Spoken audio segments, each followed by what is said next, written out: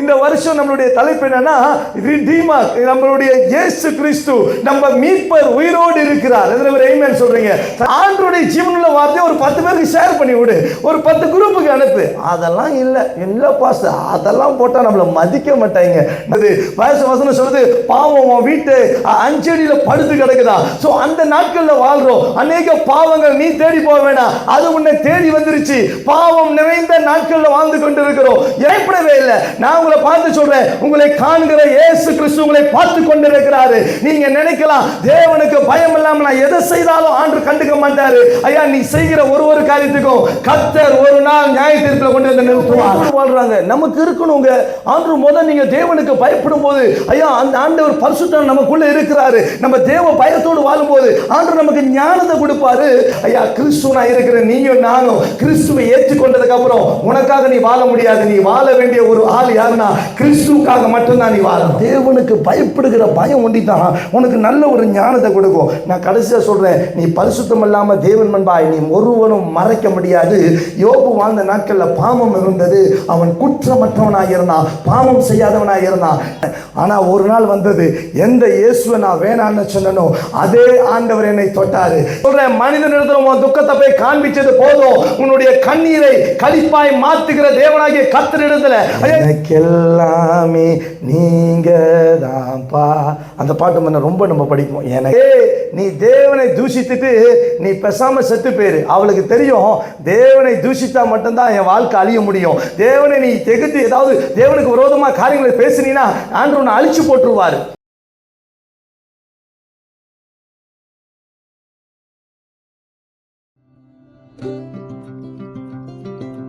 நான் இன்னைக்கு உங்க மத்தியில ஒரு முக்கியமான போன வாரம் பேசின தலைப்பை நான் கண்டினியூ பண்ண விரும்புகிறேன். போன வாரத்துல பரிசுத்தத்தை குறித்து பேசினேன். எத்தனை பேருக்கு ஆசீர்வாதமா இருந்துச்சு? ஒரு சிலர் என்னை பார்த்து சொன்னீங்க, பாஸ்டர் எங்களுக்கு ரொம்ப பிளஸிங்கா இருந்துச்சு. பரிசுத்த ஜீவியத்தை குறித்து நான் பேசிக் கொண்டிருக்கிறேன். ஆனா பரிசுத்த ஜீவியம் நான் வாழணும்னா முதல் பரிசுத்தாவியானவர் எனக்கு வேணும். அதுலதான் நான் முதல்ல உங்கள்ட்ட சொன்னேன், ஏன் நமக்கு பரிசுத்தாவியானவர் தேவை. நான் போன வாரத்தில் சொன்னேன், ஏன் பரிசுத்த தேவைன்னா அவர் பரிசுத்தமா இருக்கிறதுனால நானும் பரிசுத்தமா இருப்பேன். ஆமென். நான் பரிசுத்தமா வாழ்றதுக்கு எனக்கு பரிசுத்தாவியானவர் தேவை. எத்தனை பேர் ஆமென் சொல்றீங்க? எத்தனை பேருக்கு இது ஞாபகம் இருக்கு? கொஞ்சம் ரீகால் பண்றேன். ரெண்டாவது, பரிசுத்தாவியானவர் வந்தாதான் என் வாழ்க்கை ஒரு சாட்சியுள்ள ஜீவியமா இருக்கும். நிறைய பேர் நிறைய சாட்சியா வாழணும்னு நினைக்கிறோம். நிறைய பேர் நான் ரொம்ப சாட்சியா வாழணும், நான் ரொம்ப நல்லவனா வெளியில காட்டணும்னு நினைக்கிறோம். நான் உங்களை பார்த்து சொல்றேன், பரிசுத்தாவியானவர் வந்தா மட்டும்தான் நீ சாட்சியுள்ள ஒரு ஜீவியம் வாழ முடியும். எத்தனை பேர் ஆமென் சொல்றீங்க? இல்ல பாஸ்டர் ஏனாலே வாழ முடியும். நான் சொல்றேன், சொந்த முயற்சியில் உன்னால வாழ முடியாது. பரிசுத்தாவியானவர் நமக்கு தேவை. மூணாவது காரியம் பரிசுத்தாவியானவர் நம்மளை மாம்சத்தில் நடக்காதபடி ஆவியிலே நம்மளை நடக்க பண்ணுவார். இந்த ஆவியில நடக்கும் பொழுது நம்ம எல்லா வித மாம்சத்தின் இச்சையின் காரியங்களை நம்ம ஜெயிக்க முடியும். எத்தனை பேர் ஆமென் சொல்றீங்க? அதனால நமக்கு பரிசுத்தாவியானவர் தேவை. அடுத்து நான் என்ன சொன்னேன்னாக்கா, பரிசுத்தாவியானவர் இல்லாம நீ தேவனை பார்க்கவே முடியாது. நிறைய பேருக்கு ஆண்டவரை பார்க்கணும்னு விருப்பம். எத்தனை பேருக்கு ஆண்டவரை பார்க்கணும்னு விருப்பம் இருக்கு? நிறைய பேருக்கு பாஸ்டர் என்ன பாஸ்டர் சொல்றீங்க, நம்ம எப்படி பாஸ்டர் நான் ஆண்டவரை பார்க்கறது? நான் சொல்றேன், நம்ம ஒரு நாள் கர்த்தரை முகமுகமாய் சந்திக்க போகிறோம். அந்த நாளில் நீங்க போய் நிற்கும் பொழுது நீங்கள் பரிசுத்தமானா போய் நிற்கணும். ஆமென். ஸோ இன்னைக்கு நான் பார்ட் 2 நான் பேச போறேன். சரியா? ஹோலினஸ். ஜோபுடைய வாழ்க்கையில இருந்த பரிசுத்தம். அதுக்கு முன்பதாக இங்க வந்திருக்கிற யாவரையும் நான் அன்போடு வரவேற்கிறேன். ஒரு சில புதிய முகங்கள் நீங்க வந்துட்டு இருக்கிறீங்க. இயேசு கிறிஸ்து நாமத்தில் உங்களை நான் மறுபடியும் வரவேற்கிறேன். Jennifer, welcome back. இது உங்களுடைய வீடு, மாமியார் வீடு இல்லை, இது உங்களுடைய அப்பா வீடு. சரியா? அவங்க ஜெனிஃபர் நம்ம சர்ச்சில் கல்யாணம் பண்ணி அவங்க இப்போ சப்பாங்கில் இருக்கிறாங்க. ரொம்ப நாள் கழித்து அவங்க பிள்ளையோட இன்னைக்கு சபையில் பார்க்குறேன். ரொம்ப சந்தோஷம். வேறு இங்கிட்டு Philip, young brother Philip Manikumar, welcome. சரியா?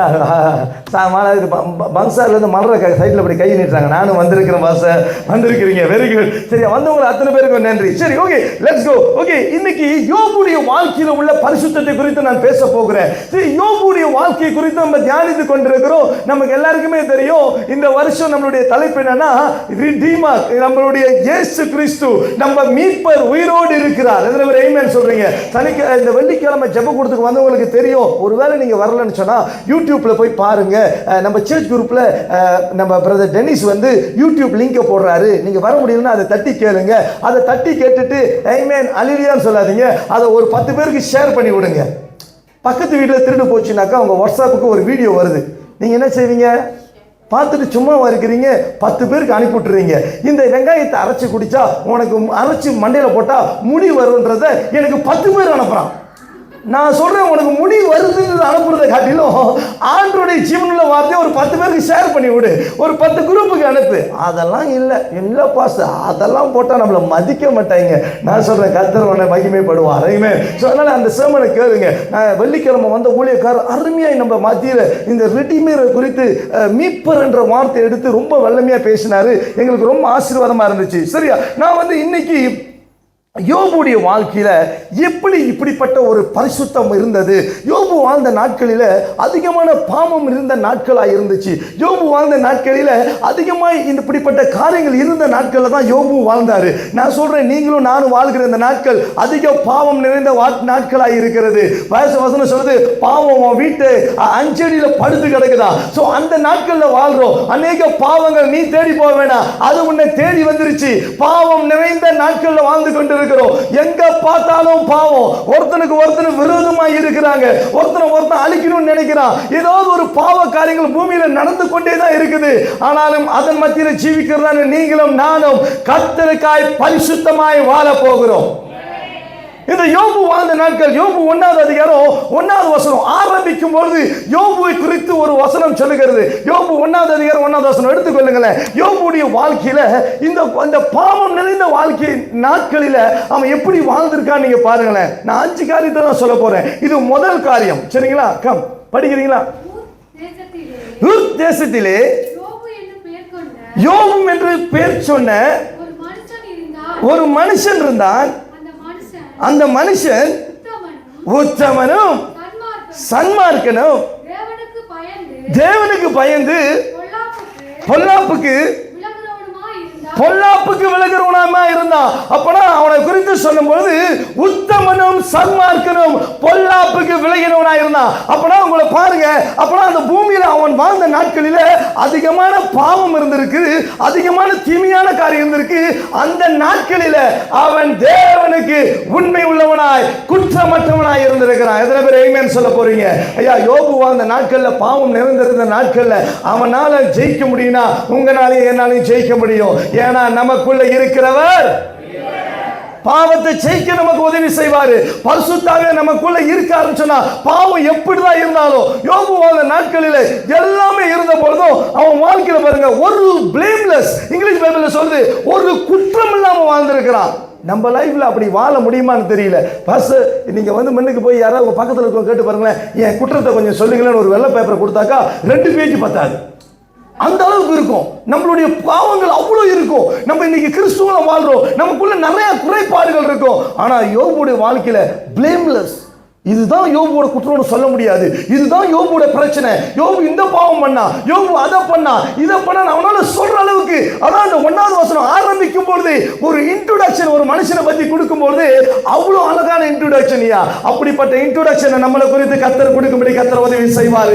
நம்ம வாழ்க்கையில பரிசுத்தம் வரும் பொழுது, பரிசுத்தமாய் நம்ம ஜீவிக்கும் பொழுது நம்ம வாழ்க்கையும் பார்த்து சொல்ல, இவனை பத்தி ஒரு வார்த்தை சொல்றதுக்கு இல்லப்பா, இவன் அவ்வளவு உத்தமனா இருக்கிறான், அவ்வளவு உண்மை உள்ளவனா இருக்கிறான், இவனுக்கு கை சுத்தம், இவனுடைய வாழ்க்கை சுத்தம் அப்படின்னு சொல்ற அளவுக்கு இருக்கணும். எத்தனை பேர் ஆமென் சொல்றீங்க? எத்தனை பேர் அதை வாஞ்சிக்கிறீங்க? ஆண்டு மத்தியில் இந்த வருஷம் வாஞ்சிங்க. ஆண்டு சொல்றாரு, யோபு வாழ்ந்த நாட்களில இவன் இப்படிலாம் வாழ்ந்தான். நான் உங்களை பார்த்து சொல்றேன், பரிசுத்தமா வாழணும்னா உங்களுக்கு ஒண்ணு தேவை. என்ன தேவை? கரெக்ட். முன்னுக்கு இருந்து சாமோஸ் இப்படி தேய்ச்சிக்கிட்டே சொன்னாரு, தேவ பயம். உண்மை. நான் நினைச்சேன் இந்த பதில் எங்க இருக்கு? பசாம சொல்லி இருக்கிறாரு, பன்னாடி அக்கா சொல்லி இருக்கிறாங்க. சரி, இது வந்து உண்மையிலே உங்களை பார்த்து சொல்றேன், இந்த யோபுடைய வாழ்க்கையில நான் மறுபடியும் இந்த வசனத்தை படிக்க போறேன். இந்த வசனத்தை கோடிட்டு பார்த்து கழிச்சு வச்சுக்கோங்க. சிஸ்டர் மறுபடியும் படிக்கிறீங்களா? இந்த வசனத்தை படிப்போம். ஓகே, மறுபடியும். ஊர் தேசத்திலே யோபு என்று பேர் கொண்ட ஒரு மனுஷன் இருந்தான். அந்த மனுஷன் உத்தமனும் சன்மார்க்கனும் போதுங்க. இன்னைக்கு உங்களை பார்த்து சொல்றேன், தேவனுக்கு பயந்தா ஒண்டிதான் நீ பரிசுத்தமா வாழ முடியும். எத்தனை பேர் ஆமென் சொல்றீங்க? நான் யாருக்குமே பயப்பட மாட்டேன் பாஸ்டர், நானே ராஜா, நானே மந்திரி. இன்னைக்கு நம்மளுக்கு தேவ பயம் இல்ல. நான் உங்களை பார்த்து சொல்றேன், the reason we cannot live holy because we don't have fear God. தேவனுக்கு பயப்படுகிற பயம் இல்லாதனால நம்மளுடைய வாழ்க்கையில பரிசுத்த ஜீவியம் இல்ல. ஐயா, ஏன் இன்னைக்கு உலகம் இப்படி போய் கொண்டிருக்கிறது? ஏன் இன்னைக்கு கிறிஸ்துவ சமுதாயம் இப்படி போய் கொண்டிருக்கிறது?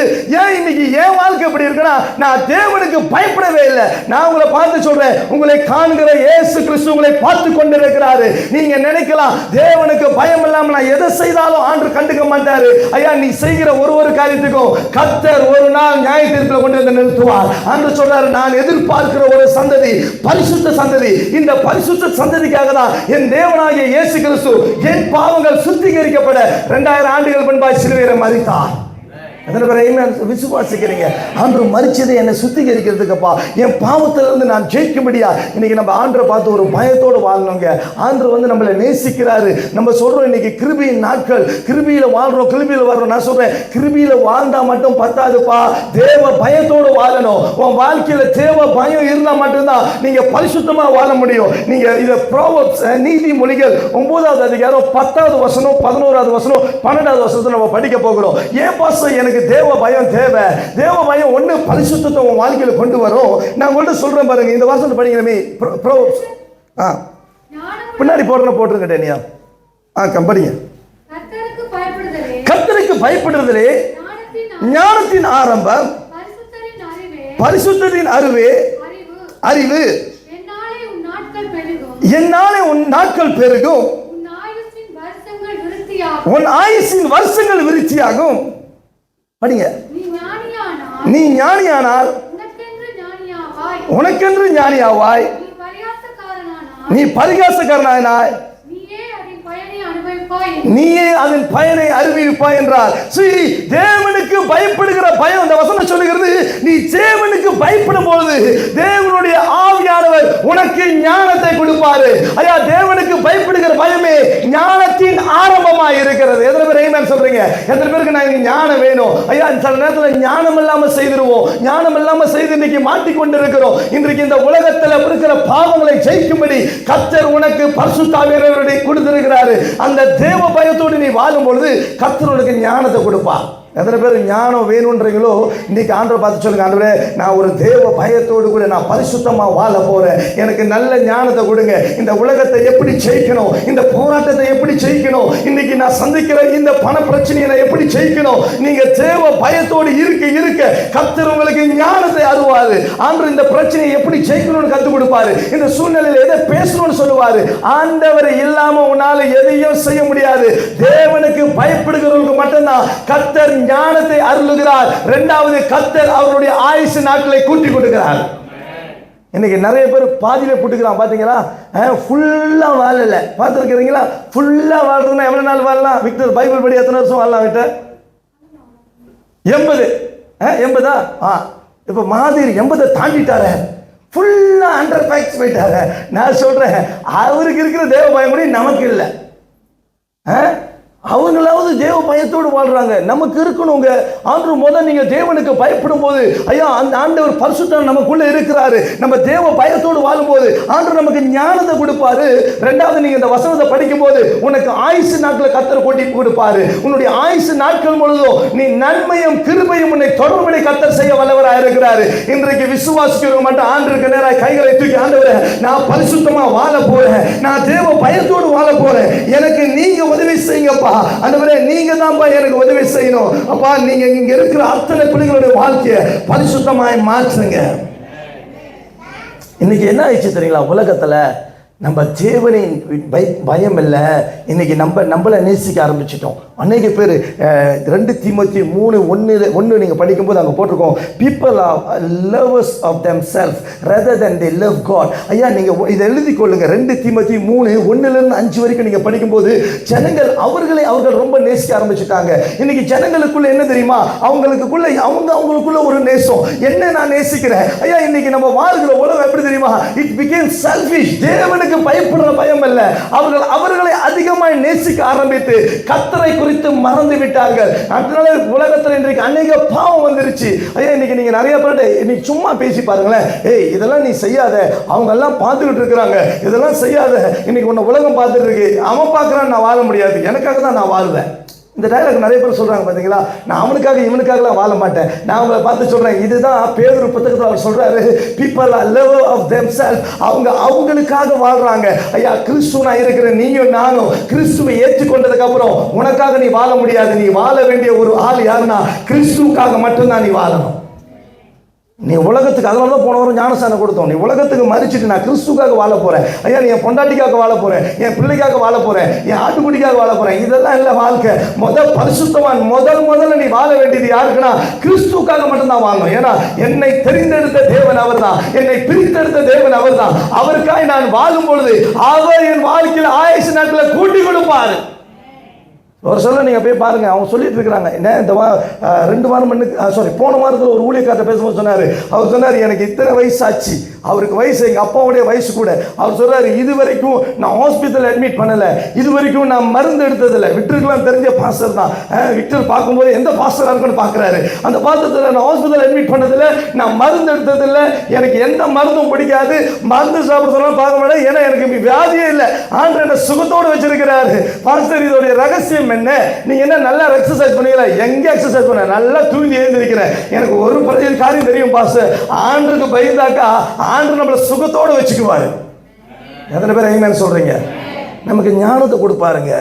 எதை நீ சாப்பிடணும், எதை சாப்பிடக்கூடாது, எதை நீ செய்யணும், நீ செய்யக்கூடாது. ஐயா, இன்னைக்கு நம்மளை அழித்து கொண்டு இருக்கிறோம். ஏன் தெரியுமா? நமக்குன்னு வாழ்றோம். சில பேர்லாம் பார்த்தீங்கன்னாக்கா பயங்கரமாக கொண்டி போடுவான், பயங்கரமாக குடிப்பான். ஏன் போய் சொல்லி பாரு, தேவ பயத்தோடு வாழ்றா, கேட்குறா, இதெல்லாம் விட்டுறா, கேட்கவே மாட்டான். வயிறு கீறு ஏதாவது கேன்சர் குடல்கள் எரிஞ்சு போச்சுன்னா அப்புறம் எனக்கு ஒரு சோம் பண்ணுங்க, ஆண்டு எனக்கு ஒரு சுகத்தை கொடுக்கணும். ஏன்? என்னுடைய ஒரு நேபர் இருக்கிறார், அவர்கிட்ட நான் ஒரு நாள் சொன்னேன், பிரதர் அங்கிள் நீங்கள் ரொம்ப சிகரெட் அடிக்கிறீங்க, கெஸ்டன் என்று சொல்கிறீங்க, நீங்கள் சிகரெட் அடிக்கிறீங்க, நீங்கள் சிகரெட் நிப்பாட்டிடுங்க, நீங்கள் நிப்பாட்டினா தான் நல்லா இருப்பீங்க. No no no no no no don't tell me all this because I am not today, நான் my body already use to it now. அப்புறம் கொஞ்ச நாளாக பக்கு தூங்கிட்டு இருந்தார். அப்புறம் ஆம்புலன்ஸ் வந்து தூக்கிட்டு போனாங்க. அப்புறம் ஆம்புலன்ஸ் தூக்கிட்டு வந்தாங்க. டாக்டர் சொல்லியிருக்கலாம், நீ சிகரெட் அடிச்சா அடுத்தது நீ பெட்டியில் போயிடுவேன், நீ இன்னும் கொஞ்ச நாள் வாங்கினா முதல் சிகரெட் நின்று பாட்டுன்னு. இப்போ சிகரெட் பாக்ஸை கேட்கணும். அன்னைக்கு கேட்டேன், என்ன அங்கிள் சிகரெட்லாம் அடிக்கிறது இல்லையா? டாக்டர் சொல்லிட்டால, அதனால கொஞ்சம் கேட்டுத்தான் ஆகணும், இருக்கிற கொஞ்ச நாளாவது நான் மாறணும்ல, ஏன்னா இது உள்ளுக்கு எல்லாம் ரொம்ப இதாகிடுச்சு, ரொம்ப மோசமாகிடுச்சுன்னு சொல்லிட்டானுங்க. I think any time I will கோலா, பட் ஆனால் இருக்கிற காலம் கொஞ்ச காலமாவது இன்னும் ஒரு வருஷம் 2 வருஷம் இருந்துட்டு போகலான்னு பார்க்குறேன். நான் அவளை பார்த்து சொல்கிறேன், அன்னைக்கு நான் நல்ல மாதிரி சொன்னேன், உன்னால் கேட்க முடியல. இன்னைக்கு ஆண்டு உன்னை பார்த்து சொல்கிறேன், நான் உன்ட்ட நல்ல மாதிரி சொல்கிறேன், நீங்க இருந்தா மாறு, தேவ பயம் இருந்தா அதை விட்டுரு. ஐயா, எங்க அப்பா இங்க வந்து பிரசங்கம் பண்ணுவார்ல, எங்க அப்பாவை நீங்க கண்ணு மாதிரி பார்ப்பீங்க. எங்க அப்பா வீட்டில் நிறைய போட்டோஸ் ஆரம்ப காலத்துல இருந்துச்சு, அப்புறம் காண போயிருச்சு. இந்த எங்க அப்பா இறந்தோடனே ஆல்பமை தேடுறோம். எங்க அப்பாவுடைய ஆல்பம்லாம் கண்டுபிடிச்சி சொந்தக்காரர்கள் எல்லாம் தேடி கண்டுபிடிச்சா எங்க அப்பா வச்சிருக்கிற போட்டோஸ்ல பார்த்தா பெரிய கேங், எல்லாம் பெரிய கேங். அந்த டைம்லாம் நம்மலாம் இப்ப இன்னைக்கெல்லாம் கேங்கா நின்னா ஒரு போட்டோ எடுப்போம். அது அந்த காலத்துல கேங்கா இருந்த போட்டோல எல்லாம் எங்க அப்பா பெரிய வீர் போத்தி வச்சிருக்கிறாரு. அப்படியே பெரிய வீர் போத்தியோட தான் முடிச்சுட்டு இருக்கிறாரு. எங்க அப்பா எங்க சந்தத்தை சொல்றாரு, நான் வீர் போத்திய வாயில வச்சுனா முடிச்சுட்டு தான் இறக்குவாராம். அப்படியே கொட்ட உள்ளுக்கு இறங்கிடுமா. இறங்கி குடலை எரிஞ்சு போச்சு. எங்க அப்பாவுக்கு பிளாஸ்டிக் குடலுப்பா. எங்க அப்பாவுக்கு பார்த்தீங்கன்னா வயிற்றுல இப்படி வெட்டிருக்கோம் பிளாஸ்டிக் குடல். ஏன்னா அந்த அளவுக்கு குடியும் கொடுத்துருமா இருந்திருக்கிறாரு. ஐயா, இன்னைக்கு உனக்கு கர்த்தர் ஞானத்தை கொடுத்துருக்கிறாரு. இன்னைக்கு ஊழியக்காரன் மண்ணுக்கு வச்சு உன்ட்ட பேசிட்டு இருக்காரு. உன் ஹெல்த் முடிக்கும், உன்னுடைய சரீரத்தை நீ அழிச்சு போயிட்டாத.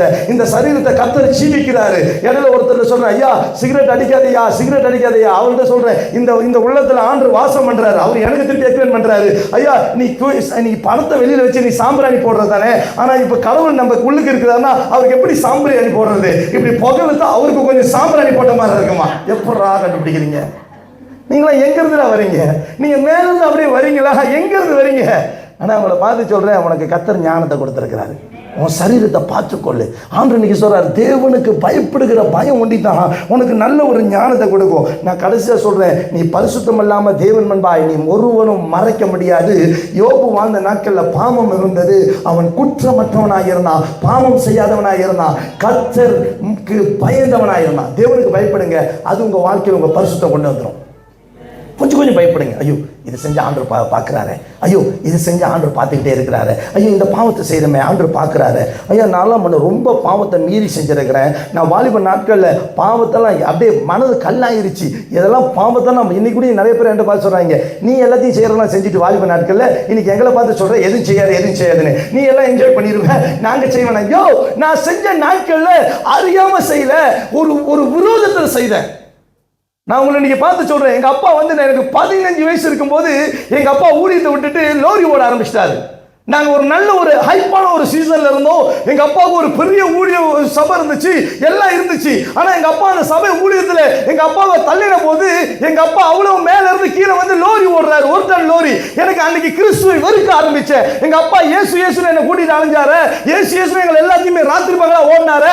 இன்னைக்கு என்னடா இந்த கிறிஸ்துவனே எனக்கு தேவையில்லை, இயேசுவே எனக்கு தேவையில்லை. எங்க அப்பா எவ்வளவு சொன்னாலும் நான் கேட்காம ஓடி இருந்த காரணம் என்ன தெரியுமா? ஒரு வெறுப்பு வந்துச்சு. ஆனா நீ என்னத்துக்கு தெரியுமா இன்னைக்கு தேடுற? உனக்கு லஸ்ட்ல தேடுற. இன்னைக்கு உலகத்து பின்னாடி நம்ம போறதுக்கு காரணம் என்ன தெரியுமா? we cannot lust. என்ன தெரியுமா? என்னுடைய விருப்பம், என் மாம்சம், அதை என்னால ஜெயிக்க முடியல, எனக்கு விருப்பம்னு போயிட்டு நீ சாக்கு சொல்ற. ஐயா உங்க அப்பாவை இப்படி தள்ளி இருந்தா உன் நிலைமை இப்படிதான் இருக்கும், ஒருத்தரையும் பார்க்க பிடிக்காது. இன்னைக்கு நான் தள்ளப்பட்ட ஒரு நிலைமையில இருந்தோம். எங்களுக்கு ஒரு பேர் இருந்துச்சு, இந்த குடும்பம் ஏழியின் குடும்பம், இந்த குடும்பம் ஆசீர்வதிக்கப்படாது. ஐயா எங்களை பார்த்து நான் கூட வாலிபூர்ல சொன்னேன். ஒரு நாள் நான் மோட்டர்ல போகும்போது ஒரு பாஸ்டர் மனைவி அவங்க கண்ணாடியை திறந்து என்ன தெரியுமா செஞ்சாங்க? காரி தூள் துப்புனாங்க. இதுதான் இந்த ஜோனத்தன் ரேணு. அன்னைக்கு கிறிஸ்துவை வெறுக்க ஆரம்பிச்சோம். ஒருத்தரும் எங்க அப்பா ஊழியத்தை ஆரம்பிக்கணும் கால் எடுத்து வைக்கும் போது எங்க அம்மா போய் கேளுங்க, ஒருத்தரும் சர்ச் பண்ணுங்க, இவன் சர்ச் ஆரம்பிக்கிறான் போவாதீங்க, இவன் சர்ச் ஆரம்பிக்கிறான் போவாதீங்க. ஐயா எனக்கு அன்னைக்கு எப்படி தெரியுமா இருந்துச்சு? என்னத்த எங்க அப்பா இயேசு சொன்னாரு, என்னடா இந்த வாழ்க்கை, we couldn't do, எங்களால அதுல ஓவர் கம் பண்ணவே முடியல. அதனாலதான் நான் கிறிஸ்து விட்டு நான் ரொம்ப தூரமா போயிட்டோம். எங்க வாழ்க்கையில் நான் நினைச்சேன், இந்த உலகத்துல எல்லா கதையும் நம்ம நம்பலாம், இந்த கிறிஸ்துவை மட்டும் நம்பக்கூடாது. ரட்சிப்பின் காரியத்தை நான் இழந்து போனேன். ஆனால் ஒரு நாள் வந்தது, எந்த இயேசுவை நான் வேணான்னு சொன்னனோ அதே ஆண்டவர் என்னை தொட்டாரு. எங்கள் அப்பா என்னை வீட்டு விட்டு ஒரு தடவை திறந்துட்டாரு. இந்த மாதிரி ஒரு சர்ச் படியில் உட்காந்துருக்கிறேன். நான் பண்ண அவ்வளோ பெரிய தவறு பண்ணிட்டு எங்கள் அப்பாட்ட சொல்கிறேன், இந்த மாதிரி நான் ஒன்று பண்ணிட்டேன்னு. அதுவும் ஞாயிற்றுக்கிழமை சபை முடிஞ்சு எங்கள் அப்பா சாப்பிட்டு உட்காந்துருக்கப்ப இந்த வேலையை சர்ச் முடிஞ்சு போய் பண்ணிட்டு இது ஒரு பயங்கர பிரச்சனையாயிருச்சு. எங்கள் அப்பா அம்மனுக்கு போய் நின்று சொல்கிறேன், இந்த மாதிரி பண்ணிட்டேன். எங்கள் அப்பா ஓங்கி ஒரு அறை விட்டுட்டாரு. சின்ன வீட்டில் நிற்காது, எம்மனுக்கு நிற்காதுன்னு ஸ்ட்ரெயிட்டா வந்தேன். சர்ச் படியில் உட்காந்து ஆண்டவரை பார்த்து சொன்னேன், ஆண்டவரே நீங்கள் உயிரோடு இருக்கீங்கன்னு சொன்னா என் வாழ்க்கையில் இந்த பிரச்சனை என்னை காப்பாத்துங்க, என் வாழ்க்கையை உமக்கு நேரம் ஒப்பு கொடுக்குறேன். நான் உங்களை பார்த்து சொல்றேன், அந்த நாள்ல இருந்து கர்த்தர் என்னை காப்பாற்றினார், அந்த பிரச்சனை என்னை விடுதலை பண்ணி கொண்டு வந்தாரு. இது வரைக்கும் நான் எந்த காரியத்திலையும் நான் உங்களை பார்த்து சொல்றேன், யாருக்கும் துரோகம் பண்ணு நான் நினைக்கவே இல்லையா, யாரையும் நான் அழிக்கணும்னு நினைக்கவே இல்லை. எங்க அம்மாட்ட கேட்டு பாருங்க, இந்த பையன் ஜோனத்தன் ரேணு இவ்வளவு ராங்கி செஞ்சிருக்கிறாரு, எந்த பொண்ணை வீட்டுக்கு கூட்டிட்டு வந்தாரு? ஒரு பொண்ணை வீட்டுக்கு கூட்டிட்டு வரல. நான் என்னைக்கு மனம் திரும்பணும் அன்னையில இருந்து எங்க அம்மாட்ட கேட்டு பாருங்க, இவனுடைய சாட்சி குறித்து சொல்லுங்கன்னு. ஐயா நான் சொல்றேன், தேவனுக்கு பயம் வந்துச்சு, தேவனுக்கு ஏற்ற ஒரு வாழ்க்கை வாழ ஆரம்பிச்சேன். கர்த்தர் இன்றைக்கு உயர்த்திங்க பாடி இருக்கிறார்.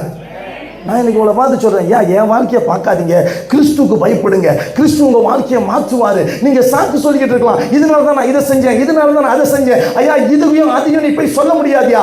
ஆண்டு மண்ணுக்கு நிற்கும் போது நீ குற்றமற்றவனா நிற்கணும். யோபுவை போல ஒரு பாவம் அறியாதவனா நான் நிற்கும் போது, yes I am good, I am standing in front of God. உனக்கு ஒரு கான்ஃபிடென்ட் இருக்கணும் தெரியுங்களா? இன்னைக்கு நான் உங்களை பார்த்து சொல்றேன், உங்களுக்கு ஒரு கான்ஃபிடென்ட் இருக்கா நீங்க பாவம் பண்ணலன்னு? நம்ம இன்னைக்கு ரீவர்ஜன் சொல்றோம் தெரியுமா? ஒரு பாவம் பண்ணிட்டு நம்ம ரீசன் சொல்றோம், இதனால தான் நான் அப்படி பண்ணேன், அதனால தான் அப்படி பண்ணேன். யோபுக்கு இப்படி நிறைய ரீசன் இருந்திருக்கும், ஆனாலும் அவன் பாவம் பண்ணல. I am telling you, குற்றமற்றவனாய் வாழ்ந்தான். இன்னைக்கு ரெண்டாவது பாயிண்ட் நான் உங்கள்கிட்ட பேச போறேன். ரெண்டாவது காரியம் நான் ஷாப்பா 11:30 நான் முடிச்சிடறேன், சரியா? Second point I am going to 1 யோபு 1வது அதிகாரம் 4-5 படிக்கிறீங்களா? 1 யோபு பைபிள் வசனம் போடுறீங்களா? ஓகே போடுறீங்க. 1 யோபு 4-5 படிங்கமே. அவன் குமாரர் அவன் தன் நாளிலே தங்கள் வீட்டிலே விருது செய்து தங்கள் 3 சகோதரிகளையும் அவர்கள் தன்னோட போஜனம் பண்ணும்படி அழைப்பார்கள்.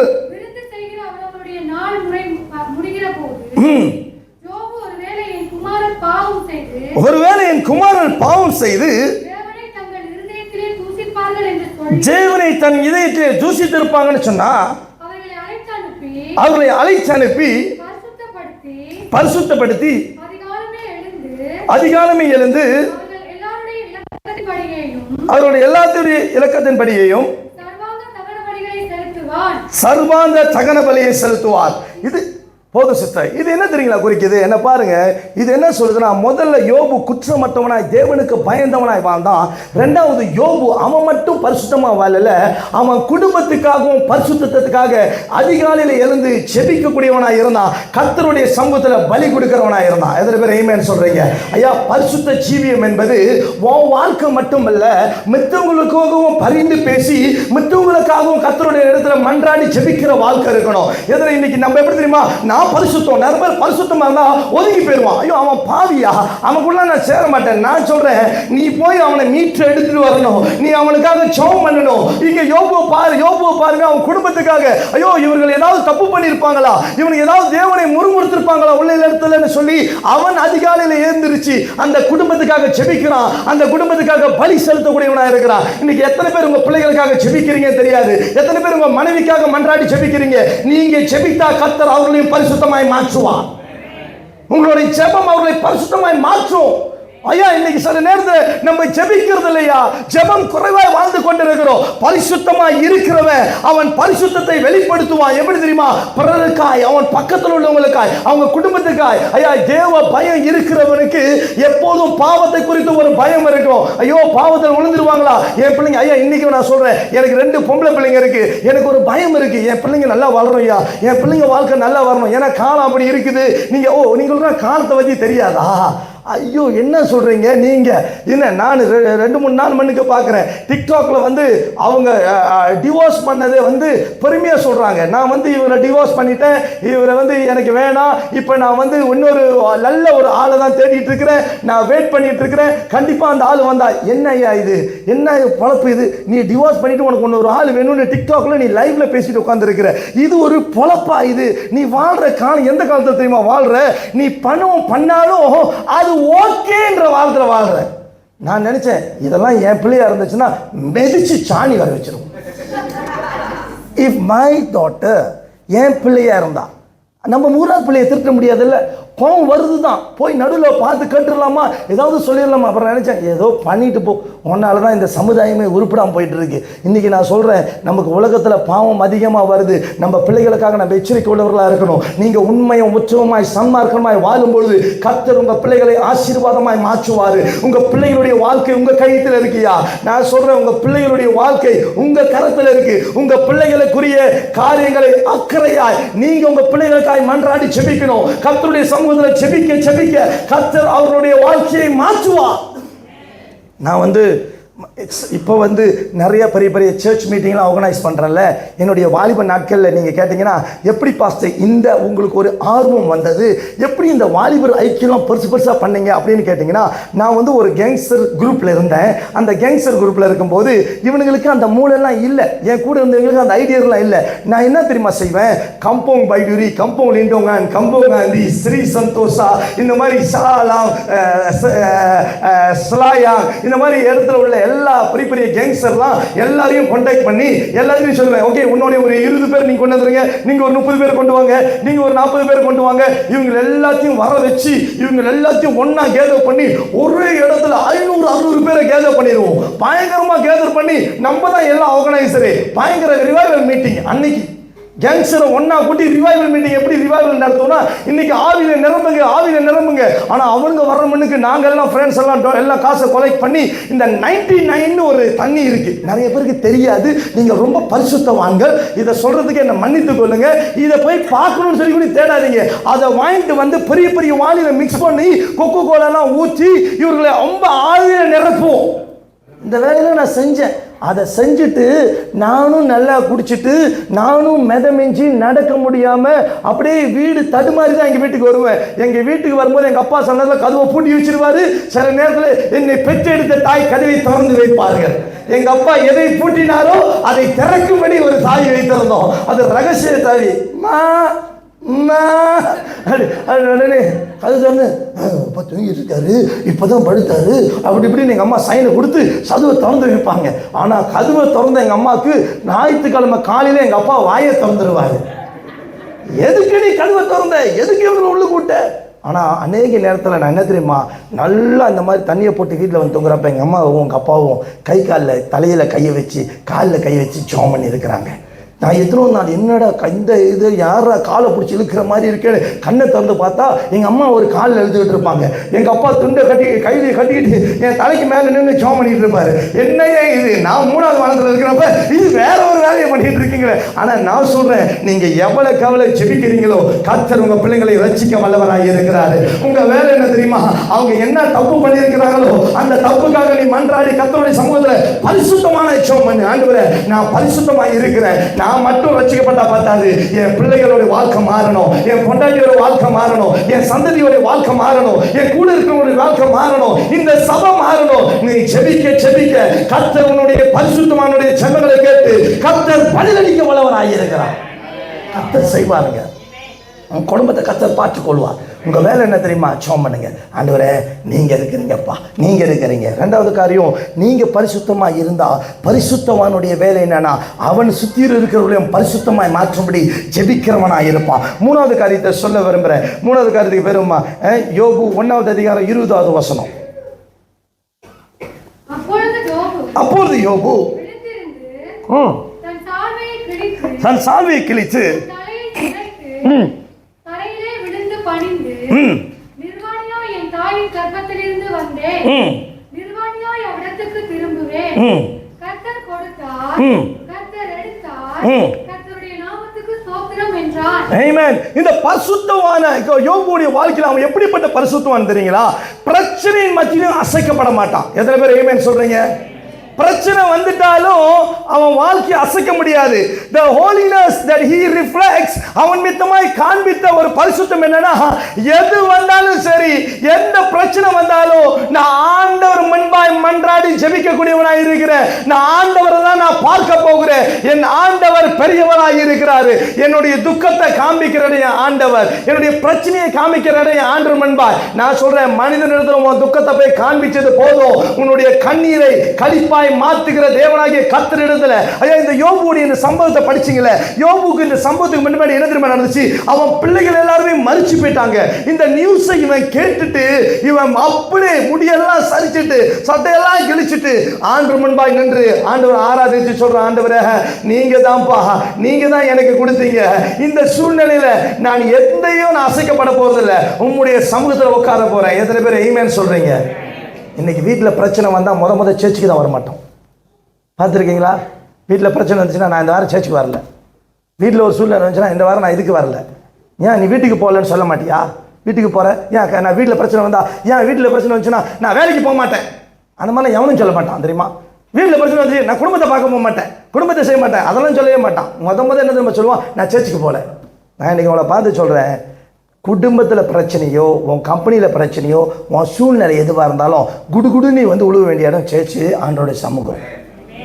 தவறு ஆண்டுட்டு விழுந்துருங்க. இதுதான் யோபு செய்கிறாரு. இந்த யோபுக்கு தெரியும், இந்த உலகத்தில் உள்ளவர்களை காட்டிலும் என் தேவன் இவர் தான் எனக்கு கொடுத்தாரு, அவர் பெரியவராக இருக்கிறாரு, அவர் தான் என் பிள்ளைங்களாம் கொடுத்தாரு. எஸ், கர்த்தர் தான் கொடுத்தாரு. நான் உழுது ஜெபிச்சேன். யோபு அதிகாலையில் எழுந்திருந்து ஜெபம் பண்ணாரு. அவருக்குள்ள அவருடைய பிள்ளைங்க தான் பாவம் பண்ணியிருப்பாங்களான்னு ஜெபம் பண்ணாரு. அப்பயும் அவர் சொல்றாரு, இது நடந்த போதும் நான் அசைக்கப்பட போறதில்ல, கர்த்தர் கொடுத்தாரு, கர்த்தர் எடுத்தார், கர்த்தருக்கு மகிமை சோஸ்திரம். இன்னைக்கு நம்மளால சொல்ல முடியுமா? ஒரு இழப்பின் மத்தியில் பிஸ்னஸ் இன்னைக்கு ரொம்ப எல்லாம் பிஸ்னஸ்ல எல்லாம் இறந்துட்டோம். அப்போ நம்மளால் வந்து ஜெபம் பண்ண முடியுமா? வர முடியாதுல்ல. நம்ம என்ன சொல்லுவோம்? என்னால் வர முடியல. சில சூழ்நிலை மத்தியில் என்னால் சபைக்கு சரி கொஞ்ச நாளைக்கு வரமாட்டேன். என்கிட்ட ஒருத்தர் சொன்னார், கொஞ்சம் பிரச்சனையாக இருக்குது வீட்டில், அதனால் கொஞ்ச நாள் ஊழியத்தில் ஒரு பிரேக் வேணும்னு என்கிட்ட சொன்னார். வீட்டில் கொஞ்சம் பிரச்சனையாக இருக்குது, ஊழியத்தில் கொஞ்சம் பிரேக் வேணும்னு. நான் யோசித்து பார்க்குறேன். இந்த மாதிரி பிரேக் எடுத்து நிறைய பேர் ஹேண்ட் பிரேக்கெல்லாம் போட்டாங்க. முதல் பிரேக்கை பிடிப்பாங்க, அப்புறம் ஹேண்ட் பிரேக்கை பிடிப்பாங்க, அப்புறம் எதை பிடிப்பாங்கன்னு தெரியல. நம்ம போய் அவங்கள பிடிச்சி திருப்பி இழுத்துட்டு வரணும். இன்றைக்கி ஆண்டவர் உன்னை பார்த்து சொல்கிறாரு, நீ தேவனை நேசிக்கிறவனாய் பரிசுத்தமாய் வாழக்கூடியவனாய் இருந்தால் உன் வாழ்க்கையில் எல்லா சூழ்நிலையிலையும் நீ ஆண்டவரை பிடிச்சிக்கிட்டே நிற்க போகிற. எந்த சூழ்நிலை வந்தாலும் நான் அசைக்கப்பட போகிறதில்லை. எத்தனை பேர் அசைக்கப்பட போகிறதில்லை? இந்த வருஷத்தில் யோபுவை போல சூழ்நிலைகளை பார்த்து நம்ம அசைக்கப்படக்கூடாது. சூழ்நிலை எதுவாக இருந்தாலும் இருந்தாலும் ஒருவேளை இது ஆமோஸுக்கும் எனக்கும் ஒரு இக்கட்டான சூழ்நிலை, போயா எதா இருந்தாலும் நான் வந்துடுவேன் சபைக்கு அப்படின்னு வரணும். ஒருவேளை எனக்கு நான் இவரை பார்க்க வரலையே, நான் அவங்கள பார்க்க வரலையே, இவங்கள பார்க்க வரலையே, நான் பார்க்க வர்றதும் ஆண்டவரை தான். இடையில கூட ஒருத்தர் ஒரு காரியத்தை என்கிட்ட சொல்லும்போது சொன்னாங்க, இவங்க இருக்கிறதுனால நான் இங்கே வரமாட்டேன், அவங்க இருக்கிறதுனால நான் இங்கே வரக்கூடாதுன்னு நினைக்கிறேன். நான் சொல்கிறேன், நீ அவங்கள பார்க்க வரியா, நீ கத்தரை பார்க்க வரியா? கத்தரை பார்க்குற முகங்கள் மட்டும்தான் பிரகாசிக்கும். நீ அவனை பார்த்தீங்கன்னா உன் மூஞ்சி இஞ்சி தின்ன குரங்கு மாதிரி தான் இருக்கும். நிறைய நேரத்தில் சேர்ச்சுக்கு வந்துட்டு அப்படியே போகிறதுக்கு காரணம் என்ன தெரியுமா? நீ ஒன்னொருத்தனை பார்க்குற, அவங்க மூஞ்ச பார்த்தேன் உண்மையே தான் இருந்தாங்க, எனக்கு கடுப்பாச்சுலா. நான் உன்னை பார்த்து சொல்கிறேன், நீ அவங்க மூஞ்ச பார்க்கையா வந்த, நீ கத்தருடைய மூஞ்ச பார்க்கலாமே. நீ அவர் முகத்தை பார்க்கும்போது உன் முகத்தை கத்தர் பிரகாசிக்க பண்ணுவாரியா? யோபு அறிஞ்சிருந்தா, என்னுடைய வாழ்க்கையில கத்தரை விட்டா எனக்கு யாருமே இல்லை, என் தேவனால் எல்லாம் கூடும், என் தேவன் எனக்காய் காரியங்களை செய்து முடிக்க வல்லவராய் இருக்கிறார். நீதிமானுடைய ஜெபத்தை கத்தர் கேட்க வல்லவராய் இருக்கிறாரு. நீங்க எல்லா சூழ்நிலையிலையும் அசைக்கப்படாமல் கத்தரோட சம்பந்தம் சொல்லுங்க, ஆண்டவரே நீங்க எல்லாம் பார்த்துக் கொள்வீங்க. ஒரு பாட்டுக்கு தெரியுங்களா, எனக்கெல்லாமே நீங்க தான்ப்பா. அந்த பாட்டு முன்ன ரொம்ப நம்ம படிப்போம், எனக்கெல்லாமே நீங்க தான்ப்பா. ஐயா எனக்கு எல்லாமே அவர் தான், ஐயா எல்லாமே அவர் தான். யோசிச்சு பாருங்க, உங்க வாழ்க்கையில நடக்கிற பிரச்சனைகளை காட்டிலும் கத்தரை நீங்க எப்பா எல்லாமே நீங்க, ஆண்டவரே நீங்க எல்லாமே நீங்க, அப்பா நீங்க தான்ப்பா நீங்க சொல்லிக்கிட்டே இருங்களேன். கத்தர் உங்க வாழ்க்கையில உங்களை உயர்த்திக்கிட்டே இருப்பாரு. கத்தர் உங்க வாழ்க்கையில செய்கிற காரியங்கள் பயங்கரமா இருக்கும். போராட்டத்தின் மத்தியில இன்னைக்கு நம்மளுடைய வாழ்க்கையில ஆண்டு பார்த்து சொன்னோம், என் பரிசுத்தத்தை நான் காத்துக்கொள்றேன். நம்ம இன்னைக்கு பிரச்சனைகளை பார்த்து நம்ம பரிசுத்தத்தை இழந்துட்டோம். நீங்க பரிசுத்தவான்களா இருந்தவங்க தெரியுங்களா, ஆனா ஏன் இப்படி மாறிட்டீங்கன்னா பிரச்சனையினால மாறிட்டீங்க. இன்னைக்கு பிரச்சனை நம்மளை டியூன் பண்ணிக்கிட்டு இருக்கு, பிரச்சனை நம்மளை மாத்திருச்சு. இந்த பிரச்சனை அந்த பிரச்சனை எல்லாமே உன்னை எப்படி தெரியுமா மாத்திருச்சு, பாவத்துக்கு நேராக போயிருச்சு. இன்னைக்கு சில பேர்கிட்ட போய் கேளுங்க, ஏன்ப்பா ராத்திரி பகலாக தண்ணி போடுற, வாழ்க்கையை வெறுத்துட்டேன், வாழ்க்கையே எனக்கு பிடிக்கல அப்படின்லாம் டைலாக் சொல்லுவான். வாழ்க்கையே பிடிக்கல, எனக்கு கடுப்பாயிருச்சு, எனக்கு வாழ பிடிக்கல. இடையில ஒருத்தர் இங்கே ரோட்டில் அப்படி நடந்து போயிட்டு இருப்பார், இந்த கடைக்கிட்ட கூடிய சம்டைம் வருவார், ரொம்ப மோசமாக இருப்பார். அவர் வந்து இடையில ஒரு நாள், ஏன்னா வீடு வாசல்லாம் இல்லையா, ஏன் இப்படி நான் அங்கே உங்களை பார்த்தேன், இங்கே நடக்கிறீங்க, என்ன நடக்கிறீங்கன்னு. அவர் சொல்கிறாரு, பொண்டாட்டி சரியில்லை, பிள்ளை சரியில்லை, எல்லாம் அடித்து துரத்திட்டானுங்க, இப்போ நமக்கு இதுதான் வீடு. இது அவருக்கு சொல்கிறாரு, வல்லவனுக்கு புல்லும் ஆயுதமா, இருக்கிற இடம் எல்லாமே எனக்கு வீடுன்றாரு. வல்லவனுக்கு புல்லு எங்கே இருக்குது, வீடு வாசல் இல்லாமல் இருக்கிறது எங்கே இருக்குது?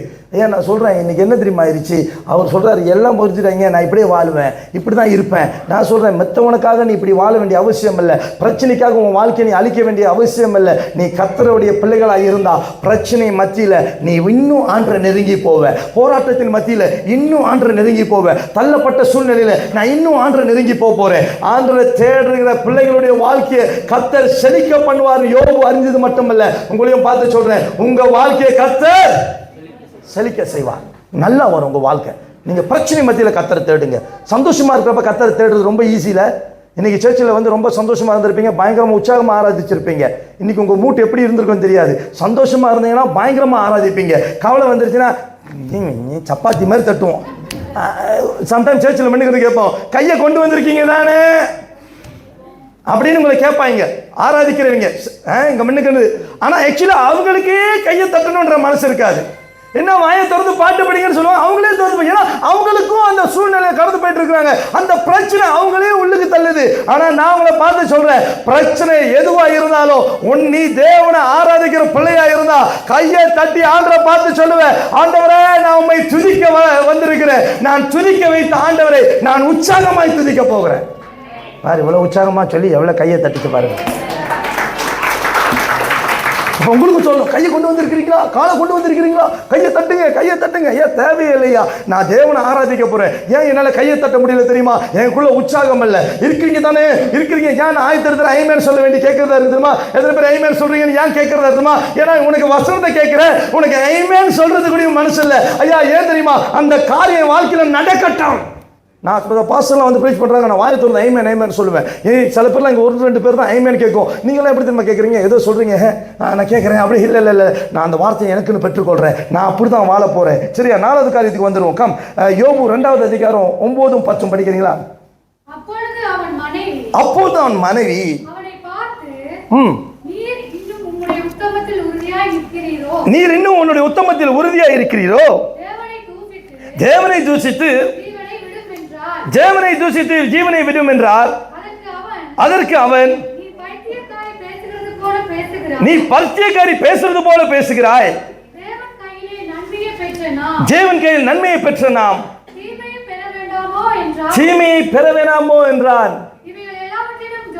இது எல்லாவற்றிலும் யோபு உதறினால் பாவம் செய்யவில்லை. பரிசுத்த ஜீவன் எப்படி தெரியுமா? சூழ்நிலையின் மத்தியிலும் உதறினால் பாவம் செய்ய மாட்டாங்க. பரிசுத்தமா வாழ்றவங்க இப்படிதான் இருப்பாங்க. இவங்க யோபுடைய வைஃப் சொல்றா, இன்னும் நீ பரிசுத்தமா தான் இருக்கிறியா? அப்பனா யோபுடைய வைஃபுக்கு தெரியும் இவன் ஒரு பரிசுத்தவான். உங்க பக்கத்துல இருக்கிற உங்க ஒய்ஃபை பார்த்து உங்க ஹஸ்பண்டை பார்த்து கேட்டு பாருங்க, நான் பரிசுத்தமா இருக்கிறேன்னு கொஞ்சம் கேளுங்களேன்.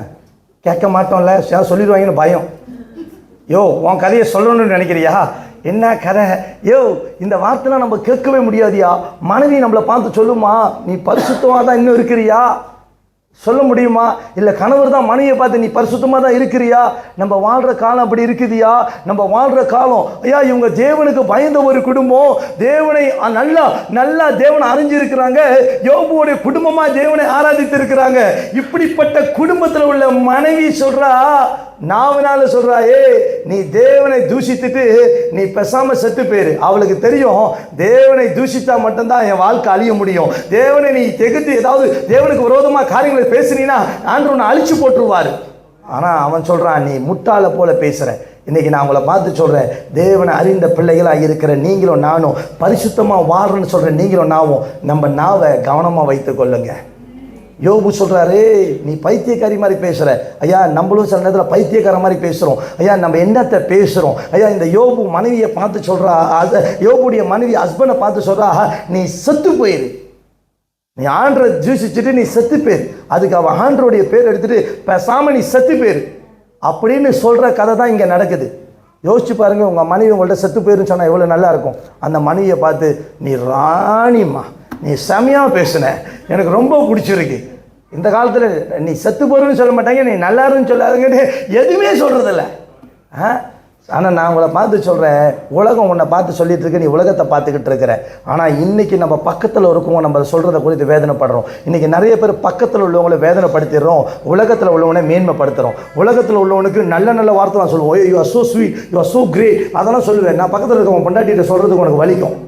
பக்கத்தில் இருக்க உன் கணவர்கிட்ட என்னைக்கு நீ பார்த்து ஐ லவ் யூன்னு சொல்லியிருக்கிற, என்னைக்கு உன் மீசியும் சொல்லியிருக்கிற, மீசை வச்சுக்கிட்டு அங்கே போயிடுற.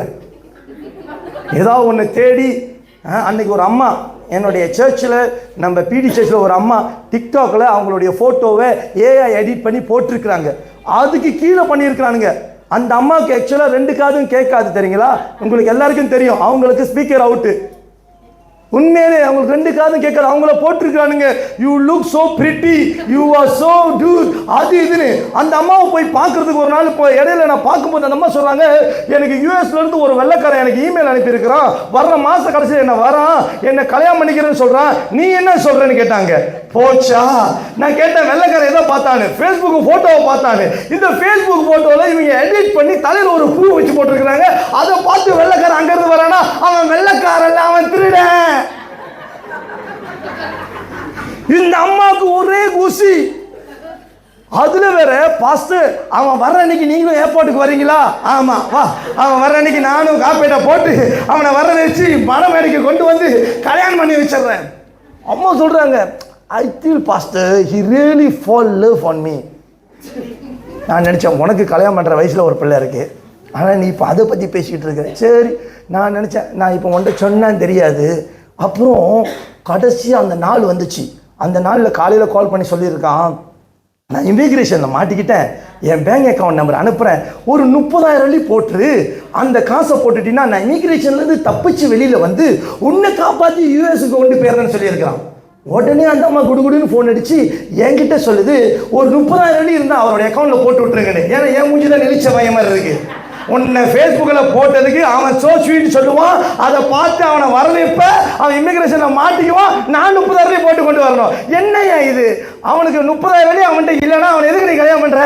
அது வரை இவர் யூஎஸ்க்கு இவங்களை கொண்டு போய் அங்கே போய் இவங்க காதெல்லாம் சரிப்படுத்துவோன்னு டைலாக் பண்ணியிருக்கிறான். எப்படி சரிப்படுத்த போகிறான்? நான் உங்களை பார்த்து சொல்கிறேன், இப்படிலாம் நம்ம ஏமாந்துக்கிட்டு இருக்கிறோம். ஆனால் நம்ம பக்கத்தில் இருக்கிறவங்கள நல்வார்த்தையை பேசவே இல்லை. ஆனால் இவன் ஒரு நீதிமானாக இருக்கிறான். அவன் மனைவிக்கு தெரியும் இவன் ஒரு நீதிமான். உங்களுக்கு தெரியுங்க, உங்கள் பக்கத்தில் இருக்கவங்க நீதி உள்ளவங்களாக இருந்தால் உங்கள் வார்த்தையை கவனமாக வைத்துக் கொள்ளுங்க. நீங்கள் என்ன பேசுகிறீங்கன்னு. ஐயா, sometime in our mouth we don't speak holiness. ஐயா, நம்ம நல்லா தேவனை ஆராதிப்போம், நல்ல ஆண்டு காரியத்தை செய்வோம். ஆண்டு எது சொன்னாலும் ஒரு இடி விழுந்த அப்படியே சோத்திரம். இடி விழுந்துச்சுன்னு வச்சுங்களேன், அன்னைக்கு ரசிக்கப்படாத காலத்தில் அஜினா இன்னைக்கு சோத்திரம். அதெல்லாம் கொஞ்சம் மாற்றி இருக்கிறோம். ஏதாவது ஒன்று நினைச்சுன்னா, ஏதாவது ஒன்று இடுப்பு கொஞ்சம் வலி, இயேசுவே. ஏங்க இடுப்பு வலிக்கும் இயேசுக்கும் என்னையா சம்பந்தம்? எழுந்திருக்குமா? அல்லேலூயா. என்னையா, ஐயோ, நீ உட்காந்து ஏந்திரிச்சா உனக்கு முட்டி வலி. நீ அந்த பரிசுத்தத்தை என்கிட்ட எல்லாம் காமிக்காத. சில நேரத்தில் முன்ன வந்து ஏந்திரிக்கும் போது என்ன தெரியுமா செய்வோம்? உட்காந்து அப்பாடா அப்படின்னு எழுதிருப்போம். இப்போ ரசிக்கப்பட்டுட்டோங்க, இயேசுவே. ஏன்னா இயேசு உன்னை சேக் பண்ணி தூக்கினது. அப்படியே அந்த சேக்ல இயேசுவே, யோ ஐயா, வாயில இயேசுவே அல்லேலூயா இதெல்லாம் பேசிட்டு பக்கத்தில் இருக்கிறவனை கேட்காத வார்த்தைலாம் கேட்டுட்டு கேட்காத காரியத்தெல்லாம் பேசிட்டு நீ நினைக்கிற ஆண்டு மகிமைப்படுவார்னு நான் உன்கிட்ட பார்த்து சொல்கிறேன். உன் ஆசீர்வாதம் தடையாயிரும், உன் வாழ்க்கையில் நன்மை குறைஞ்சிரும். ஐயா, மிரியாம்னு ஒருத்தவங்க இருக்கிறாங்க. யாருன்னா இந்த மோசேவுடைய அக்கா. மிரியாம் அக்கா வந்து மோசையை பார்த்து சொல்கிறாங்க, மோசே வாண்ட வண்டி தான் ஆண்டு பேசுவாரா, எங்களுக்குலாம் பேச மாட்டாரா, ஆச்சா வாச்சான்னு சொல்லிட்டு அக்கான்னு சொல்லி கொஞ்சம் உரிமையில் மோசை கூட கொஞ்சம் ஊனு பேசிடுவாங்க. அவங்க பேசுறதுக்கு அப்புறம் அவங்களுக்கு குசரம் வந்துருச்சு. அவங்களுக்கு பறந்து போற பயமே நின்றுச்சு. இன்னைக்கு ஆண்டு உங்களை எச்சித்து சொல்றாரு, உங்களுடைய நாவை அடக்கிக் கொள்ளுங்க. நீ பரிசுத்தமா இருக்கிறன்னு சொல்லிட்டு உன் வாயில வர்ற வார்த்தை பரிசுத்தம் கிடையாது, தேவன் அறிவு இருக்கிற வார்த்தையை பேசுறோம். எனக்கு வந்து நான் சின்ன வயசுல இருந்து எங்க அப்பா கதை நிறைய சொல்லிட்டேன்னு நீங்க நினைக்கிறேன். அதனால இது சொல்லிடுறேன். நான் சின்ன வயசுல எங்க அப்பா பார்க்குறேன். எங்க அப்பா சின்ன வயசுல நாங்கள்லாம் வந்து ஒரு 3-4 வயசுலாம் இருக்கும்போது எங்கள் அம்மாவை போட்டு பின்னிட்டு வர நிஜமாலே எங்கள் அப்பா பெல்ட்டை கழட்ட எங்கள் அம்மாவை சாத்துவார். ஆனாலும் அடி வாங்கினதை பார்த்துட்டாங்கன்னா பயந்துட்டு இருப்போம். எங்கள் அப்பா ஒரு கட்டளத்தை பேச மாட்டார். நான் வாழ்ந்து எங்கள் அப்பா வாழ்ந்த 78-76 வருஷம் எங்கள் அப்பாவை நான் பார்த்துருக்குறேன். எங்கள் அப்பா என் ஆயுசில் ஒரு நாள் கூட பார்த்ததில்ல எங்கள் அப்பா வாயத்தை வந்து கட்ட வார்த்தை பேச முடியும். அதனால தான் எங்கள் வாயிலையும் கெட்ட வார்த்தை வராது. ஏன்னா எங்கள் அப்பா அப்படி என்னை கற்றுக் கொடுத்தேம்மா. அப்பா உன்ட்ட கட்டவார்த்தை பேசியிருக்கிறாரா? கேட்டு பாருங்கள். தேவ சமூகத்தில்னு சொல்கிறேன். இன்றைக்கி நம்ம வாயை திறந்தாலே 10 கட்டரை வார்த்தை அடிச்சு விட்ருவோம். ரோட்டில் காடியில் ஒருத்தன் பூந்தானா உடனே வாயில் வர ஒரு கட்டரை வார்த்தை தான். இப்போ நம்ம இங்கிலீஷில் கொஞ்சம் பேச ஆரம்பிச்சோம் கட்டரை வார்த்தை. ஏன்னா மாடர்னாக இருக்கும்ல. இங்கிலீஷாக பேசினாக்கா அது ரொம்ப தெரியாது. அதை தமிழில் டிரான்ஸ்லேட் பண்ணிப்பாரு, உன் குடும்பத்தையே தெருவுக்கு நிறுத்துறோம். கொஞ்சம் விட்டு இங்கிலீஷில் சொன்னால் ஓகே தானே. நான் சொல்கிறேன், யோ பாவனா பாவம் தான்யா. எப்படி ஆராதிக்கிற? ரிலாக்ஸா 4 letter word okay, 5 letter word okay, இங்கிலீஷில் சொன்னால் ஓகே, ரொமனைஸ் பண்ண சொன்னால் ஓகே. யா, நீ கொஞ்சம் நல்லா யோசிச்சு பாரு. உன் வாயில் நீ நல்லா ஆராதிக்கிற, நல்லா துதிக்கிற, இடுப்பு குனிஞ்சா கூடிய சோத்திர சொல்லி தான் ஏந்திருக்கிற, இடி விழுந்தா கூடிய ஐமேன்னு சொல்ற. ஒருத்தவங்க உனக்கு கால் பண்ணி ஆண்டுடைய சமூகத்தை வச்சு ஜெபிச்சிருவோம்மா, ஆண்டவர் உன்னை எல்லாம் கட்டி பார்த்துருவாரு. இந்த டயலாக்லாம் பேசிட்டு வாயை திறந்து கட்டவார்த்தை பேசுறது. ஆனால் நான் சொல்றேன், தேவன் அருவர் இருக்கிறாரு. ஆண்டு உன்னை பார்த்து சொல்றாரு. அன்னைக்கு யோபு அவன் மனைவியை பார்த்து பேசுறது போல உன்னை பார்த்து சொல்றாரு, நீ பைத்தியம் மாதிரி பேசிக்கிட்டு இருக்கிற. பைத்தியக்காரன் ஒண்டி தான் இதெல்லாம் பேசுவான், சுயநலவோருக்கு இதை பேச மாட்டான். ஆண்டவர் உன்னுடைய வாழ்க்கையில உன்னை எச்சரித்து சொல்றாரு, பரிசுத்தமா இருந்தா பரிசுத்தமாயிரு. உன் நாவை அடக்கிக்கொள், உன் நாவுல ஜீவனமும் மரணமும் இருக்கிறது. இன்னைக்கு நிறைய பேர் இப்படி இருக்கிறது காரணம் என்ன? உன் நாவு. வாய் இருக்க, வாயை வச்சுட்டு ஊரில் உள்ள எல்லா மும்பையும் வாங்கிட்டு வந்துடுவான். பார்த்துருக்கிறீங்களா? இவன் நல்லா தான் இருப்பான், ஆனால் வாய் சும்மா இருக்காது. சில பேர்லாம் இருப்பான், சில பேர் அவன் ஆசீர்வாதத்தை அவனே அழிச்சிக்குவான். யோசிச்சு பாருங்க. நானும் இது மாதிரி நிறைய தப்பு செஞ்சுருக்கிறேன். எங்கள் அப்பா சம்டைம் நான் பிரசங்கம் பண்ணதுக்கப்புறம் கூப்பிட்டு யோசிச்சிருக்கிறார், ஏய் இதை ஏன்டா சொன்னேன், டேய் இது ஏன்டா பேசினேன், இது நீ சொல்லியிருக்கே கூடாதுறான். யாராவது எனக்கு புதுசாக பிளேஸ் பண்ணால் புதுசாக வந்து சேர்த்து பெரிய சாட்சியாக சொல்லிடுவேன். எங்கள் அப்பா உடனே பேசுவார், இதை சொல்லக்கூடாதுடா. அதுக்கு உதாரணம் எங்கள் அப்பா சொன்னார், யோசேப்புன்னு பைபிள் ஒருத்தர் இருக்கிறான்டா, அவனுக்கு வந்து ஆண்டு சொப்பனம் கொடுத்தாரு. அந்த சொப்பனத்தை எடுத்துக்கிட்டு ஆண்டு ஒரு தரிசனத்தை கொடுத்தாரு. அதை எடுத்துக்கிட்டு அண்ணன் வீட்டு போய் சொன்னா, அவங்க அப்பாட்ட சொன்னா, கடைசியில் அவனை புள்ள போட்டானுங்கடா. கடைசியில் அவன் வாழ்க்கை ரொம்ப சின்னமனமா போச்சு. சில நேரத்தில் நம்ம ஆசீர்வாதம் நமக்கு வராததுக்கு காரணமே நம்ம நாவுனால தான். அதனால இன்னைக்கு நாவை அடக்கி வைத்துக்கொள்ளு, உன் ஆசீர்வாதம் உனக்கு தானா வரும் அப்படின்னு சொன்னார். இன்னைக்கு உன்னை பார்த்து சொல்றேன், நீ பரிசுத்தமாக இருந்தா உன் நாவை அடக்கிக்கொள். எல்லா சூழ்நிலையிலும் நீ கர்த்தரை தூசித்து பேசாதபடி ஆண்டவரை மகிமைப்படுத்திக் கொண்டே இருப்பார். எத்தனை பேர் ஆமென் சொல்றீங்க? எத்தனை பேர் இன்னையோட வார்த்தை நிப்பாட்ட போறீங்க?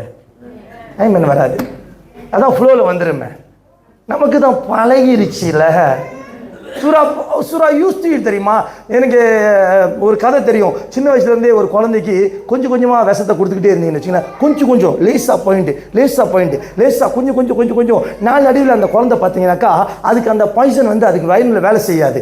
அந்த பாய்சன் வந்து அது அப்படியே உடம்பு ஏற்றுக்கொள்ளும். அந்த உடம்பு அந்த பாய்சனோட வாழ்ந்து பழக்கமாயிருக்கும். அவங்க சொந்த பாடி தெரியுமா, கொஞ்சம் அப்படின்னு. ஸோ இன்னைக்கு எப்படி ஆச்சுன்னா கொஞ்சம் நான் சொல்கிறேன், நான் ரசிக்கப்படாத நண்பர்கள் கூட சுற்றிருந்தேன். ஐயா எனக்கு அந்த கற்ற வார்த்தை வரலையா. நீ சொல்ற சர்ச்சில் இருந்தேன்னு சொல்ற, நீ சொல்ற பிறந்தது கிறிஸ்தவன் சொல்ற, நீ சொல்ற ஆவியான நிரப்பரா சொல்ற, நீ ஜெபிச்சா பேய் ஓடுன்னு சொல்ற. ஆனா உன் வாயில வர வார்த்தை கற்ற வார்த்தை. இன்னைக்கு ஆண்டவரோட பார்த்து சொல்றாரு, நீ தூஷித்து கொண்டிருக்கிற, நீ பைத்தியக்காரனை போல வேலை செய்யற. You can cheat God. ஐயா நீ நினைக்கிறீங்க கர்த்தரை மாற்றி ஏமாத்தலாம் நினைக்கிறீங்களா? கர்த்தரை ஒருபோதும் நீ ஏமாற்ற முடியாது.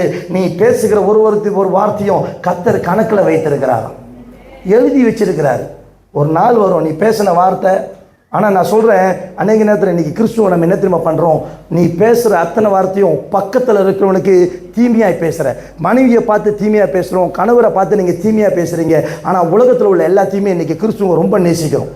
உன் ஃபேஸ்புக்கில் நீ போடுற ஒரு நோட்ஸும் மற்றவனுக்கு போடும்போது அதெல்லாம் பார்க்கும்போது உள்ளத்தில் அப்படியே ரொம்ப சந்தோஷமாக இருக்குது. என்னை பற்றி நீ கழுவி ஊற்றுற, ஊழியக்காரனை பற்றி கழுவி ஊற்றுற, இப்போ அங்கே பேசுகிற இங்கே பேசுகிற, முத்துவனை பார்த்து oh you are doing wonderful ministry, என்னையா மினிஸ்ட்ரி பண்ணிட்டான், நான் இங்கே பண்ணுறேன், நீ ஒன்றுமே சொல்லவே இல்லையே. நம்ம பக்கத்தில் இருக்கோம், நம்ம ரியலைஸ் பண்ண மாட்டோம். நம்மளுக்கு எப்போதுமே எப்படி தெரியுமா இருக்கும், அக்கறை மாட்டுக்கு பாரு இது பைபிள் வசனம் இல்லையா, அதனால் நீங்கள் ஜாபம் தைரியமாக சொல்லலாம். அக்கறை மாட்டுக்கு இங்கேருந்து பார்த்தா அவன் வாழ்க்கையை பார்த்தா ரொம்ப ஜோக்காக தான் இருக்கும், அவனை பார்த்தா ரொம்ப சூப்பராக தான் இருக்கும். இன்னைக்கு நிறைய பேருக்கு அது நல்லா இருக்கு இது நல்லா இருக்கு. நீங்க என்ன அவங்க மாதிரி இல்லை, அந்த புருஷனை பாருங்களேன், அவன் இங்கே கூட்டி போறான், அவன் அங்கே கூட்டி போறான். நான் சொல்றேன் போய் தான் பாரு. நீ ஃபேஸ்புக்கில் பார்க்குற நிறைய முகங்களை நான் நேரடியாக பார்த்துக்கிட்டு இருக்கிறேன். ஃபேஸ்புக்கில் பார்த்தது தனியாக பார்க்கும்போது அது கழுவி ஊற்றுது. இந்த ஆள் கூட வாழ்றதோட கூட நான் சொல்கிறேன், எல்லா வாழ்க்கையும் அப்படிதான் ஐயா.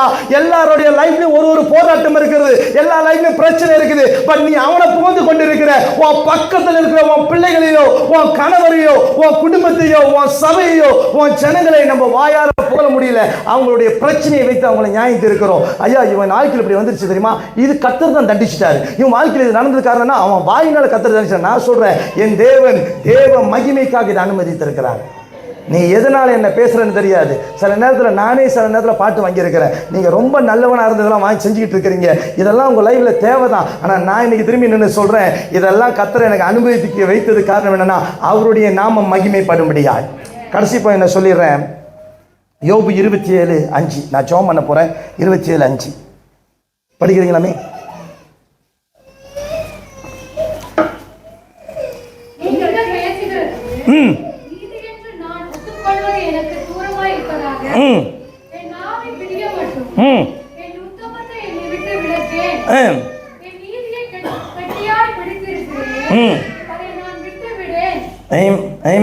இங்க யோபு சொல்றாரு, என் ஆயுசு இருக்கிற வரைக்கும் சிஸ்டர் என்ன செய்வாரா, நீதிய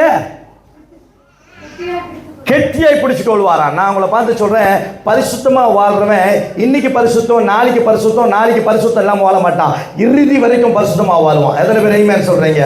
ஐயா யாரு பாக்குறாங்களோ இல்லையோ, நீ சாகுற வரைக்கும் பரிசுத்தமா வாழு. நான் இருக்கிற வரைக்கும் இல்லையா, நான் ஜீவனோடு இருக்கிற வரைக்கும் இல்ல, நான் மரிக்கிற வரைக்கும் எது வந்தாலும் நான் பரிசுத்தமா தான் வாழ போறேன். ஏன்னா என்னை பரிசுத்தப்படுத்துறது என் கர்த்தர். சொல்றீங்க, அவர் பரிசுத்தமா இருக்கிறதுனால நான் பரிசுத்தமா ஜீவிக்க போகிறேன். என் வாழ்க்கையில நான் பரிசுத்தத்தை காத்துக்க போகிறேன். இவனால பரிசுத்தமா இல்லாம போயிட்டேன், அவனால பரிசுத்தம் இல்லாம போயிட்டேன், இவன் என்ன இப்படி பாரு சொல்லிட்டான். சரி, ஒருத்தர் என்ன சொல்றாரு, ஒரு நாள் ஒரு குடும்ப பிரச்சனை வரும்போது அவர்கிட்ட பேசும்போது சொல்றாரு, ஏன் இந்த தப்பை பண்ண, என் மனைவி என்கிட்ட சொன்னாங்க நீ போய் மித்தவங்கள்ட்ட போ, என்கிட்ட வராதுன்னு சொன்னாங்க, அதனாலதான் நானே ரிப்ளேஸ்மெண்ட் தேடிக்கிட்டேன். அவர் அதை தேவ வாக்கா எடுத்துக்கிட்டாரு. மனைவி சொன்னதை கோட்டை மீறவே இல்லை. மனைவி சொல்லியிருக்காங்க என்கிட்ட வராத, வேற ஆள்கிட்ட போன சொன்னோன்னே இவர் தேவவாக்கா எடுத்துக்கிட்டாரு, ஒன்னொருத்தவங்களை எடுத்துக்கிட்டாரு, எல்லா செட்டப்பும் பண்ணிக்கிட்டாரு. நான் சொல்றேன், இது வரைக்கும் வசனம் சொல்லி எதையும் பண்ணியிருக்க மாட்டேன், உன் தாய் தகப்பன் சொல்லி எதையும் பண்ணியிருக்க மாட்டேன். ஏன்னா இப்படி எல்லாம் சொல்லிட்டா உடனே நீ பண்ணிட்டு அவங்க சொன்னதுனால தான் இப்படி பண்ண இல்லையா.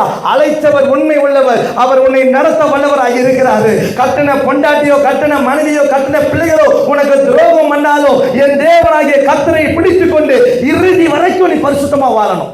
கடைசி வரைக்கும் ஐயா நான் போய் சேர்ற வரைக்கும் நான் ஆண்டவருக்காக நான் வாழ்ந்துட்டு போறேன் ஐயா. இட்ஸ் ஓகே, நீங்க எனக்கு எது வேணா செய்யலாம், நீங்க எது வேணா பண்ணலாம். என் தேவனுக்கு பயப்படுகிற, எனக்கு தேவனுக்கு பயப்படுகிற பயம் எனக்கு இருக்கிறதுனால கர்த்தரை நான் பிடித்து கொண்டு நடப்பேன். கர்த்தர் என்னை உயர்த்தி வைப்பார். எத்தனை பேர் ஆமென் சொல்றீங்க? இன்னைக்கு போகும்போது நீங்க இப்படி போங்க, கடைசி வரைக்கும் நான் பரிசுத்தமா வாழ போறேன், ஆண்டவருக்காக நான் வாழ போறேன். உள்ளத்துல ஆண்டவர் இருக்கிறாருன்னா வெளியில ஆண்டவர் வெளிப்படுத்துங்க. பரிசுத்த ஆவியானவர் எனக்குள்ள இருக்கிறார்னு சொல்ற நீங்க பரிசுத்த ஆவியானவரை வெளிப்படுத்துங்க. உங்க பேச்சில், உங்க நடக்கையில, உங்களுடைய செயலில் கடைசி வரைக்கும் பரிசுத்தத்தை வெளிப்படுத்தி கொண்டே இருங்க. எது நடந்தாலும் பரிசுத்தத்தை வெளிப்படுத்துங்க. இன்னைக்கு பரிசுத்தம் இல்லாம நிறைய பேர் வாழ்றாங்கன்னு அவங்கள போல நீங்க மாறிடாதீங்க. கிறிஸ்துவ மட்டும் பாருங்க. அவர் பரிசுத்தராய் இருப்பதனால நானும் பரிசுத்தமாய் வாழ போகிறேன். எத்தனை பேர் அப்படி சொல்றீங்க? அப்படியே ஏன் நிற்போமா? ஏன் ஆண்டவருக்கு முன்பாய் நம்ம கண்களை மூடி ஆண்டவரை பார்த்து சொல்ல போறோம். ஆண்டவரே, நான் பரிசுத்தமாய் நான் வாழ போறேன். ஆண்டவரே, நீங்க எனக்கு உதவி செய்யுங்க.